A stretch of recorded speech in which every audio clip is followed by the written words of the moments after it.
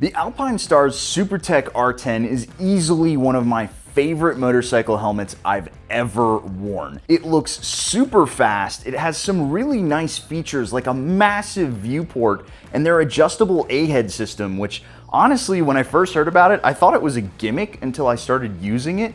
And then I realized how much of a game-changing feature it was. I'd put the Supertech R10 in my top 3 motorcycle helmets I've ever worn, with the Shoei X15 and the Kabuto F17 GP fighting for that top spot on the podium. However, you really can't talk about the Supertech R10 without talking about its astronomical, almost $1,400 price tag when it comes to their colorways. And then when you think about the price tag on that helmet, there are some problems that I've experienced with my personal helmet that I would say are unacceptable at that price point. Specifically, I'm talking about those little tabs right here inside the helmet that are supposed to hold the cheek pads in place. They're not essential, but on my helmet, a lot like the doors on a Boeing airplane, they escaped. And part of the reason why I'm showing this to you on my F17 GP is because my helmet is actually in the shop at Alpinestars getting repaired for that. There's also just a little bit of a creak right here at the brow vent on my SR-10 where the plastic meets the carbon fiber shell. If I want to play devil's advocate here, those issues kind of fall away when you consider the actual use case that the Supertech R10 was designed for. It's meant to be used exclusively in racing. Yeah, you can wear it on your head on the street, but that's not where it's meant to be. It's meant to be going as fast as humanly possible around a racetrack. Some of those little day-to-day issues don't matter when it's a helmet you're wearing once or twice a month when you're going to your track days. They do matter, however, when you're designing a street helmet. So enter the Supertech R7, which is supposed to be the more affordable answer to the Supertech R10. This thing costs $680, and so my question is, for that price point, are you getting a quality helmet that can stand up to your day-to-day rigors while also still feeling as good as the Supertech R10?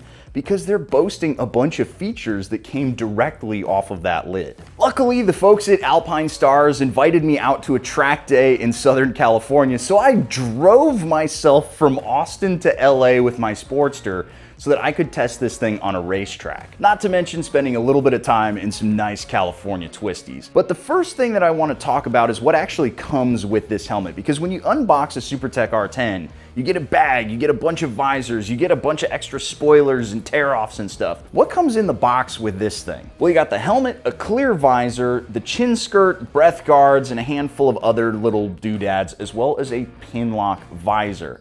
There's no real helmet bag, you do get a little sack, but for the cost of a helmet bag made in China, I mean, come on, Alpinestars, you could throw one in. I also would have really loved to see the helmet come with a clear visor and a smoke shield like the SR-10 did. That would really help set this thing apart from some of the other helmets in the class, but maybe that's just wishful thinking. One of the beauties of this helmet though is it uses the exact same face shield as the Supertech R10.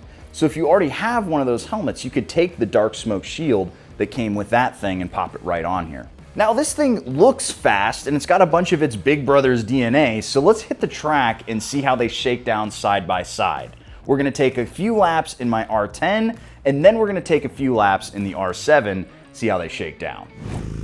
Alrighty guys, we are hitting the track in the SR-10 and I'm not gonna lie, I've been riding in my SR-7 all morning, and this helmet is instantly so much louder. And you know, it kind of makes sense, right? Because think about what the SR-10 is supposed to be. This is supposed to be a race helmet. It's not meant to be, you know, your daily rider comfy street lid. It's meant to be a no compromises, go fast helmet that looks sexy while it's doing it. And I mean, man alive, does it accomplish that mission. And it's worth pointing out, this is basically a worst case scenario for just about any helmet, right? My Sportster's functionally a naked bike. There's no wind protection. This is the really fun section for me.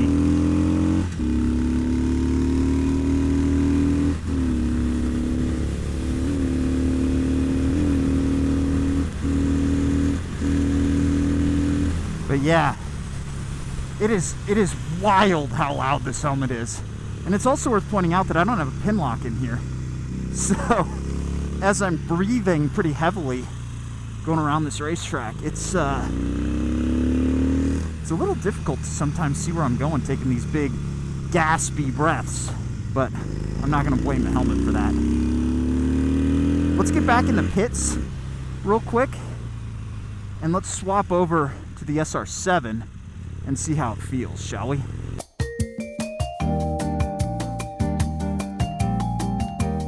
Alrighty, heading out with the SR-7 on me noggin. And I apologize if the angle or the sound isn't up to usual standards. This is literally my first time trying to vlog in this helmet, and I'm using my like universal rig, so it's not as perfect as I would normally want. Let's see if we can't catch this Yamaha here. The answer is no, we cannot. But I'm definitely going to try. Hey, we caught it. What I will say though about this SR-7 immediately after putting it on my head is this helmet is infinitely quieter. It's honestly crazy how much quieter this helmet is. But again, just like the SR-10 made sense that it was loud, it makes sense that the SR-7 is kind of quiet, right? Because the SR-7, it's a street helmet. But the question is, what are you sacrificing for the quiet? And honestly, I'm struggling to tell. Because I have the exact same viewport as the SR-10. It uses the same face shield. So I have the same field of view, I have the same A-head adjustability,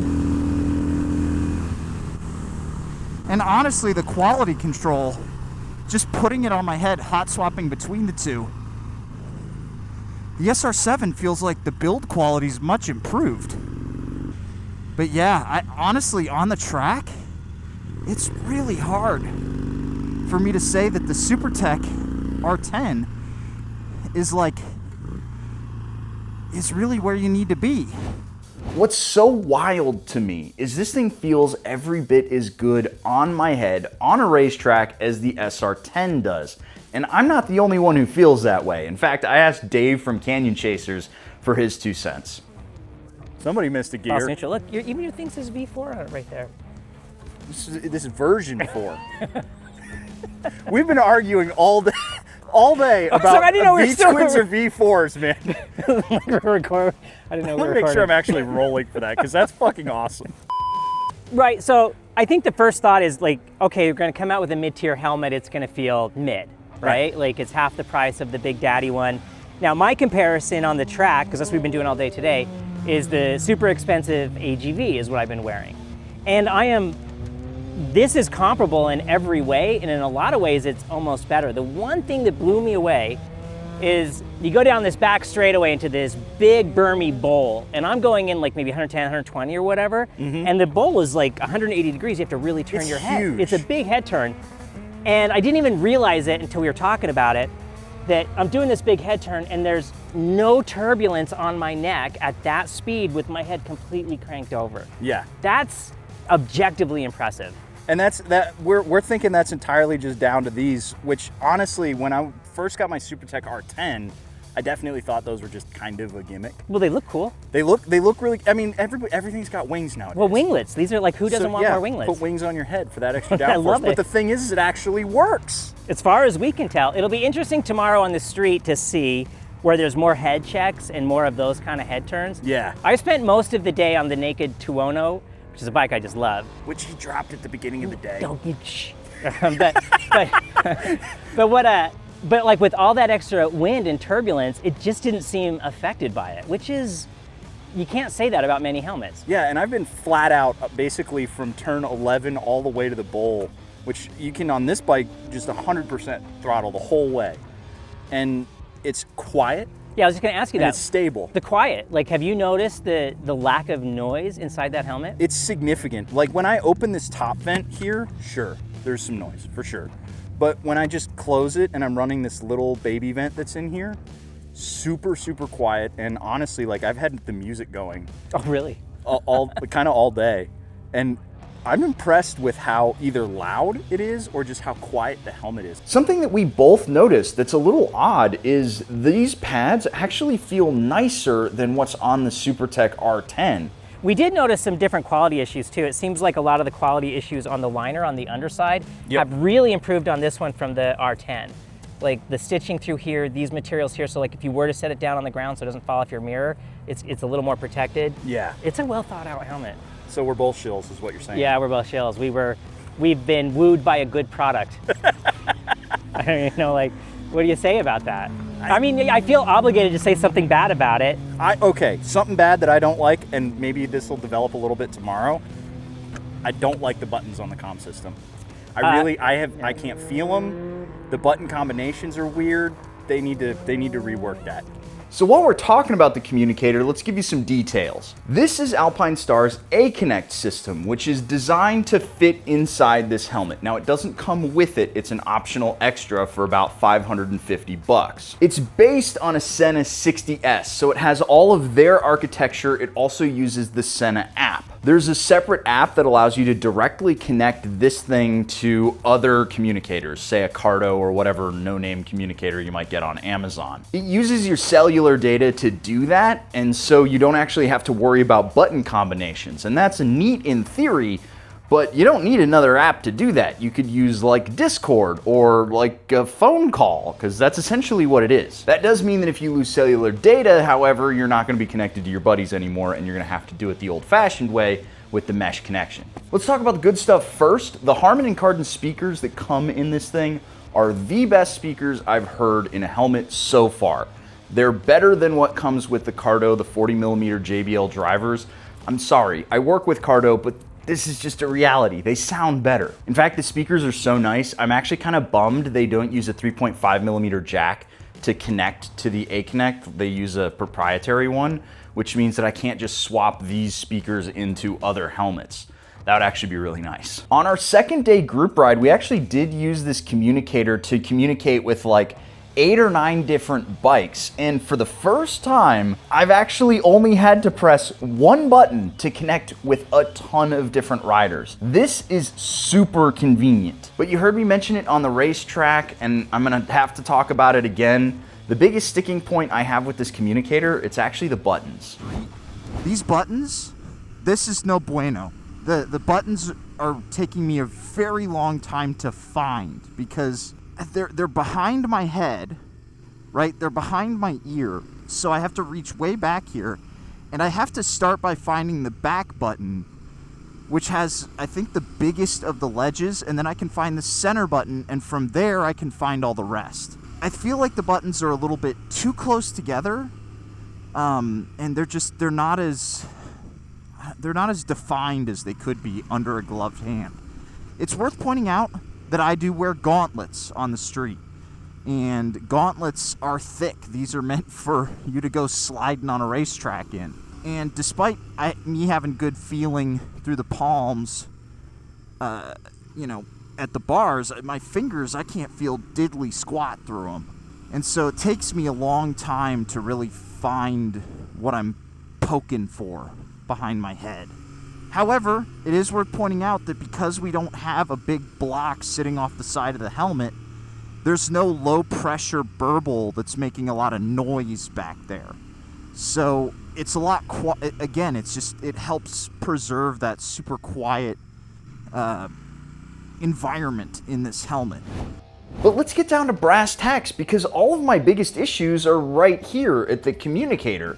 And this is a problem that will probably be solved by Tubbs Jackson when they make their universal adapter that will allow you to slap an edge on here and use the built-in channels for another communicator.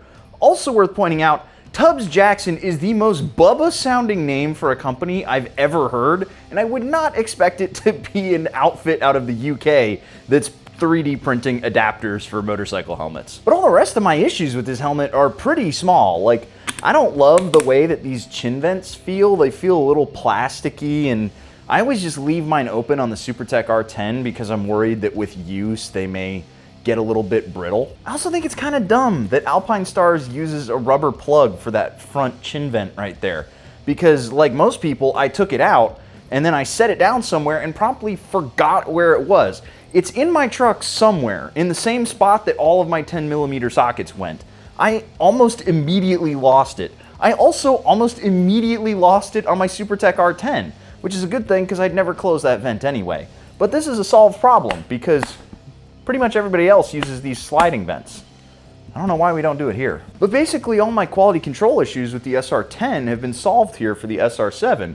And I'm pretty sure the folks at Alpinestars aren't gonna love me saying this, but if you're a street rider, why would you bother with the SR-10 when this is on the shelf?